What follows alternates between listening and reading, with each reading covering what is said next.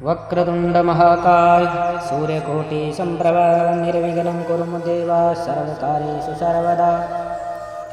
देवी प्रपन्नार्थी हरे प्रसीद प्रसीद माता जगतोऽखिलस्य। प्रसीद विश्वेश्वरि पाहि विश्वं त्वमेश्वरी देवी चराचरस्य।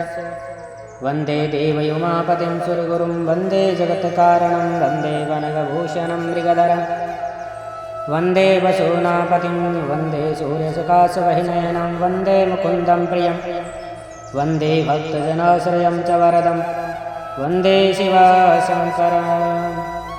बोलिए शंकर भगवान की जय। श्री शिव महापुराण रुद्र संहिता सती खंड सप्तदशो अध्याय।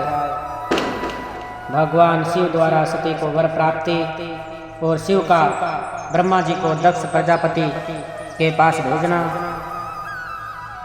ब्रह्मा जी बोले, इस प्रकार मैंने सभी देवताओं के द्वारा की गई शिव जी की उत्तम स्तुति को आपसे कह दिया।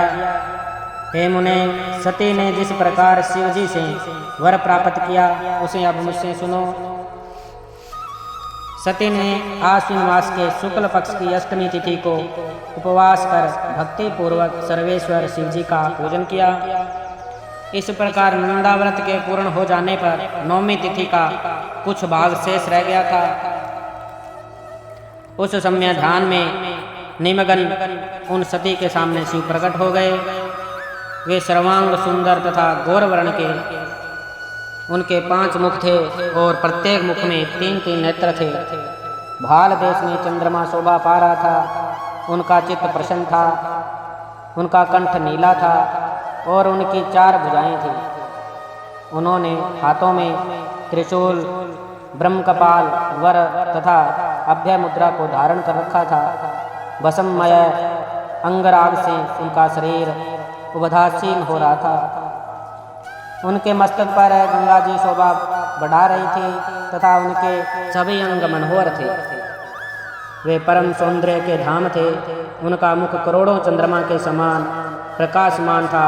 उनकी कांति करोड़ों कामदेवों के समान थी और उनकी आकृति स्त्रियों के प्रिय लगने वाली थी। इस प्रकार के प्रभु महादेव जी को प्रत्यक्ष देखकर सती ने लज्जा से नीचे की ओर मुख करके उनके चरणों में प्रणाम किया। तपस्या का फल प्रदान करने वाले महादेव जी उत्तम व्रत धारण करने वाली सती को पत्नी रूप में प्राप्त करने की इच्छा रखते हुए भी उनसे कहने लगे। महादेव जी बोले, हे दक्ष नंदिनी, मैं तुम्हारे इस व्रत से प्रसन्न हूँ। जो तुम्हारा अभीष्ट वर हो उसे मांगो, मैं उसे प्रदान करूँगा। ब्रह्मा जी बोले, मुने, जगदीश्वर महादेव ने सती की भावनाओं को जानते हुए भी उनकी बात सुनने की इच्छा से वर मांगो ऐसा कहा। वे लज्जा के वश में हो गई और जो उनके मन में था उसे कह नहीं सकी। उनका जो अभिष्ट था वह लज्जा से आच्छादित हो गया था। शिव जी कहा, प्रिय वचन सुनकर वे प्रेम में विभोर हो गई। इसे जानकर भक्त वत्सल शंकर जी अत्यंत हर्षित हुए। सतपुरुषों के शरणा स्वरूप तथा अंतर्यामी वे शिव जी सती की भक्ति के वशीभूत होकर वर मांगो ऐसा शीघ्रता पूर्वक बार बार कहने लगे। उस समय सती ने अपनी लज्जा को रोककर शिव जी से कहा, हे वरद, आप कभी भी न टलने वाला अथेष्ट वर प्रदान करें। शिव जी ने अनुभव किया कि सती अपनी बात पूरी नहीं कर पा रही है। एक तदर्थ उन्होंने स्वयं ही कहा, हे देवी, तुम मेरी पत्नी बनो।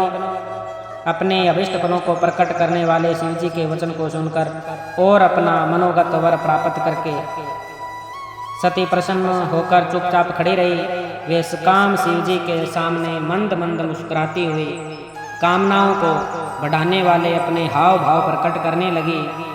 सती द्वारा अभिव्यक्त हाव भाव को स्वीकार कर श्रृंगार से उन दोनों के चित्त में शीघ्रता से प्रवेश किया। हे देवर्षि,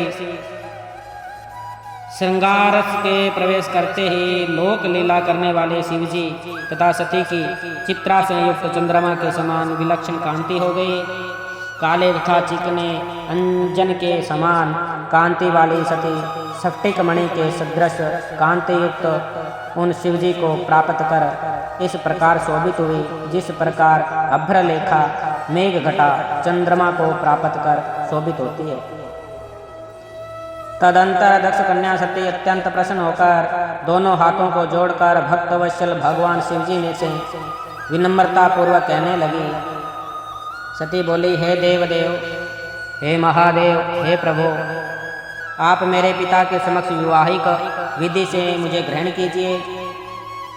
ब्रह्मा जी बोले, हे नारद, इस प्रकार सती की बात सुनकर भक्तवत्सल महादेव जी ने प्रेम पूर्वक उनकी ओर देखकर यह वचन कहा, ऐसा ही होगा। तब दक्ष कन्या सती भी उन शिव जी को प्रणाम करके भक्ति पूर्वक विदा मांगकर और पुनः उनकी आज्ञा प्राप्त करके मोह और आनंद से युक्त हो अपनी माता के पास चली गई। शिवजी भी हिमालय के शिखर पर अपने आश्रम में प्रवेश करके दक्ष कन्या सती के वियोग के कारण बड़ी कठिनाइयों से ध्यान में तत्पर हो सके। देव ऋषि मन को एकाग्र करके लौकिक गति का आश्रय लेकर वृक्ष ध्वज शंकर ने मन ही मन मेरा स्मरण किया। तब त्रिशूलधारी महेश्वर के स्मरण करने पर उनकी सिद्धि से प्रेरित होकर मैं शीघ्र ही उनके समीप पहुंच गया और हे तात, हिमालय के शिखर पर जहाँ सती के वियोग जनित दुख का अनुभव करने वाले महादेव जी विद्यमान थे, वहीं मैं सरस्वती सहित उपस्थित हो गया। हे देव ऋषि, तदंतर सरस्वती सहित मुझ ब्रह्मा को देखकर सती के प्रेम में बंधे हुए शिवजी उत्सुकता पूर्वक कहने लगे। शंभु बोले, हे ब्राह्मण, मैं जब से विवाह के कार्य में सर्वथा बुद्धि कर बैठा हूँ, तब से अब मुझे इस स्वार्थ में ही स्वत्व सा प्रतीत हो रहा है। दक्ष कन्या सती ने बड़े भक्ति भाव से मेरी आराधना की है और मैंने नंदा व्रत के प्रभाव से उसे अभिष्ट वर दे दिया है। हे ब्राह्मण, उस सती ने मुझसे यह वर मांगा कि आप मेरे पति हो जाइए। तब सर्वथा संतुष्ट होकर मैंने भी कह दिया कि तुम मेरी पत्नी हो जाओ। तदंतर उस सती ने मुझको कहा, हे जगतपते, मेरे पिता को सूचित करके विवाहिक विधि का पालन करते हुए मुझे ग्रहण कीजिए। हे ब्राह्मण, उसकी भक्ति से संतुष्ट हुए मैंने उसे भी स्वीकार कर लिया। हे विदेह, इस प्रकार का वर प्राप्त कर सती अपनी माता के पास चली गई और मैं यहाँ चला आया। इसलिए ब्राह्मण, आप मेरी आज्ञा से दक्ष के घर जाइए और वे दक्ष प्रजापति जिस प्रकार मुझे शीघ्र अपनी कन्या प्रदान करे, इस प्रकार उससे कहिए। जिस प्रकार मेरे सती वियोग भंग हो, वैसा उपाय आप कीजिए। आप सभी प्रकार की विद्याओं में निपुण हैं, अतः इस बात के लिए दक्ष प्रजापति को समझाइए। ब्रह्मा जी बोले, यह कहकर वे शिवजी मुझ ब्रह्मा के समीप स्थित सरस्वती को देखकर शीघ्र ही सती के वियोग के वशीभूत हो गए। उनकी आज्ञा पाकर मैं कृत्य और प्रसन्न हो गया तथा उन भक्तवत्सल जगतपति से यह कहने लगा। ब्रह्मा जी बोले, भगवान, हे शंभो, आपने जो कुछ कहा है उस पर भली भांति विचार करके हम लोगों ने पहले ही उसे सुनिश्चित कर लिया। हे वृक्षध्वज, इसमें देवताओं का और मेरा भी मुख्य स्वार्थ है। दक्ष प्रजापति स्वयं ही आपको अपनी पुत्री प्रदान करेंगे और मैं भी उनके समक्ष आपका वचन कह दूंगा। ब्रह्मा जी बोले, हे नारद, सर्वेश्वर प्रभु महादेव जी से इस प्रकार कहकर मैं अत्यंत वेगशाली दक्ष के घर जा पहुंचा। नारद जी बोले, हे प्राज्ञा, हे महाभाग, हे वक्ताओं में श्रेष्ठ, तपस्या के पश्चात घर लौटकर आई हुई सती के लिए दक्ष ने क्या किया? ब्रह्मा जी बोले, तपस्या करके मनोविलासित वर प्राप्त कर तथा घर जाकर सती ने माता पिता को प्रणाम किया। तत्पश्चात सती ने अपनी सखी के द्वारा माता पिता से वह सारा वृत्तांत कहलवाया जिस प्रकार उनकी भक्ति से प्रसन्न हुए महेश्वर से उन्हें वर की प्राप्ति हुई थी। सखी के मुँह से सारा वृत्तांत सुनकर माता पिता को बड़ा आनंद हुआ और उन्होंने महान उत्सव मनाया। उदार चित दक्ष और महामनस्विनी वीरणी से ब्राह्मणों को उनकी इच्छाओं के अनुसार धन दिया और अंधों, दीनों तथा अन्य लोगों को भी धन बांटा। प्रीति बढ़ाने वाली अपनी उस पुत्री को हृदय से लगाकर उनका मस्तक सूंघकर और आनंद विभोर होकर वीरणी ने बार बार उसकी प्रशंसा की। कुछ समय बीतने पर धर्मज्ञों में श्रेष्ठ तथा दक्ष इस चिंता में पड़ गए कि मैं अपनी इस पुत्री को शंकर को किस प्रकार प्रदान करूं।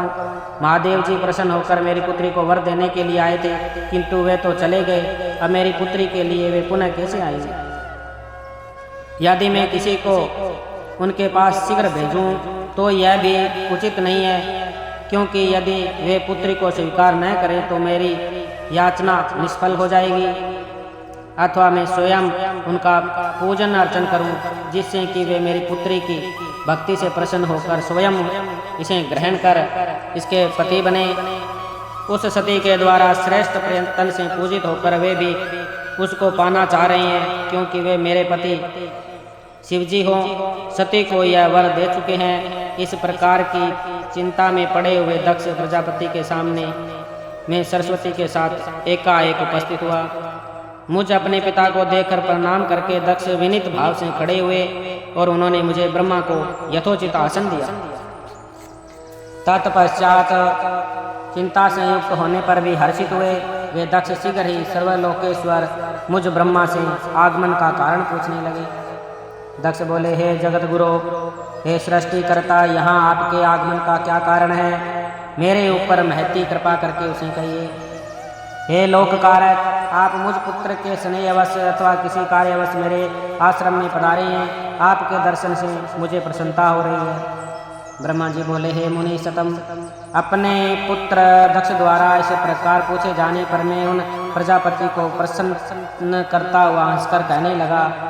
ब्रह्मा जी बोले, हे दक्ष, मैं जिस उद्देश्य से यहाँ आपके पास आया हूँ उसको सुनिए, जिसके करने से तुम्हारा तथा मेरा दोनों का अभिष्ट सिद्ध होगा। आपकी पुत्री सती ने जगतपति महादेव जी की आराधना करके जो वर प्राप्त किया है उसका समय अब उपस्थित हो चुका है। शंभु ने आपकी पुत्री को पत्नी रूप में प्राप्त करने के लिए ही मुझे आपके पास भेजा है। अब आपके लिए जो कल्याणकारी कार्य है उसे कर डालिए। जब से रुद्रवर प्रदान करके गए हैं तभी से आपकी पुत्री के वियोग के कारण उन शंकर को शांति नहीं मिल रही है। कामदेव अपने समस्त पुष्प बाणों के द्वारा अनेक उपाय करके भी छिद्र न पा सकने के कारण उन्हें जीत न सका। वे ही शिव जी अब कामबाण से विरुद्ध होकर अपने आत्मचिंतन त्याग कर सती की चिंता करते हुए सामान्य प्राणी की भांति व्याकुल हो रहे हैं। वे सुनी हुई वाणी को भी भूल जाते हैं तथा सती के वियोगवश अपने गणों के समक्ष ही सती कहाँ है इस प्रकार की वाणी करते हैं और किसी काम में प्रवृत्त नहीं होते हैं। हे सुत, मैंने आपने कामदेव ने तथा मरीचि आदि श्रेष्ठ मुनियों ने जो पूर्व में चाहा था वह इस समय सिद्ध हो चुका है। आपकी पुत्री ने शंभु की आराधना की है, इससे वे भी उसकी चिंता करते हुए आपको प्राप्त करने की इच्छा से युक्त होकर हिमालय पर्वत पर स्थित है। जिस प्रकार सती ने अनेक प्रकार के भावों और सात्विकता पूर्वक व्रत के द्वारा शिव जी की आराधना की थी, उसी प्रकार इस समय वे भी सती की आराधना कर रहे हैं। इसलिए हे दक्ष, शिव के लिए ही रची गई अपनी पुत्री को आप अविलंब उन्हें प्रदान कर दीजिए। ऐसा करने से आप कृतकृत्य हो जाएंगे। मैं नारद के साथ जाकर उन्हें आपके घर लाऊंगा और उन्हीं के लिए रची हुई इस सती को उन्हें अर्पित कर दीजिए। ब्रह्मा जी बोले, हे नारद, मेरी यह बात सुनकर मेरे पुत्र दक्ष परम प्रसन्न हुए और उन्होंने अत्यंत हर्षित होकर मुझे कहा, ठीक है, ऐसा ही होगा। उसके बाद हे मुने, मैं अत्यंत हर्षित हो वहाँ पर गया जहाँ लोक कल्याण में तत्पर रहने वाले शिव जी उत्सुक होकर बैठे थे। हे नारद, मेरे चले आने पर स्त्री और पुत्री सहित दक्ष भी अमृत से परिपूर्ण हुए के समान पूर्ण काम सफल मनोरथ वाले हो गए। इस प्रकार श्री शिव महापुराण के अंतर्गत द्वितीय रुद्र संहिता के द्वितीय सती खंड में सती वर लाभ वर्ण नामक 17वां अध्याय पूर्ण हुआ।